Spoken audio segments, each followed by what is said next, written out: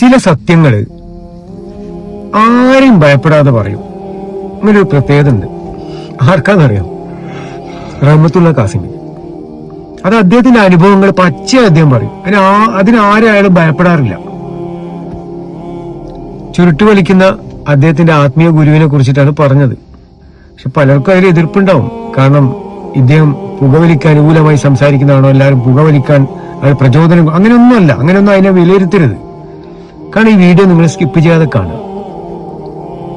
ഇപ്പൊ നിങ്ങൾ ഒരാള് പറയാണ് എന്ത് ബീഡി വലിക്കല് ഹറാമാണ്, ഞാൻ അംഗീകരിക്കൂല.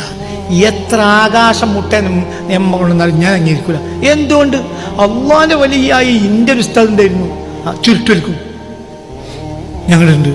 അത് ഹറാമാണെങ്കിൽ ചെയ്യൂല. ബഹുമാനപ്പെട്ട ഓക്കെ ജയന്തി മുട്ടി മുസ്ലിയാർ കേട്ടിട്ടില്ലേ? ഉസ്താദാണ്, ചെർഷിസ്ഥാൻ ഉസ്താദാണ്, AP സ്ഥാൻ ഉസ്താദാണ്. ഓക്കെ ജയന്തി മുട്ടി സാറെ കേട്ടിട്ടില്ലേ? അവരെൻ്റെ ഉസ്താദാണ്. അവരെന്നാ കോളേജിൽ പോയത്.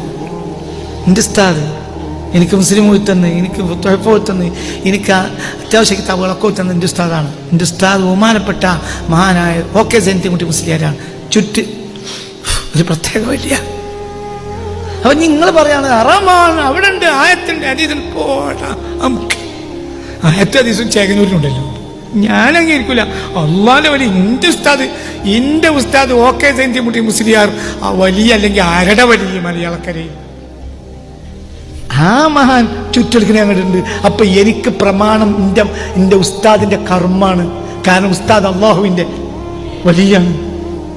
പ്രമാണത്തിൽ തെറ്റും, ഉസ്താദിൽ തെറ്റൂല. തിരിഞ്ഞ പ്രമാണം ചേകനൂരിനുണ്ട്. പറയും പ്രമാണം ആർക്കും കൊണ്ടുവരാൻ കഴിയും, ചേകനൂർ കൊണ്ടുവരാൻ കഴിയും. പക്ഷേ എന്റെ ഉസ്താദിനെ പോലത്തെ ഒരാളെ കൊണ്ടുവരാൻ കഴിയില്ല.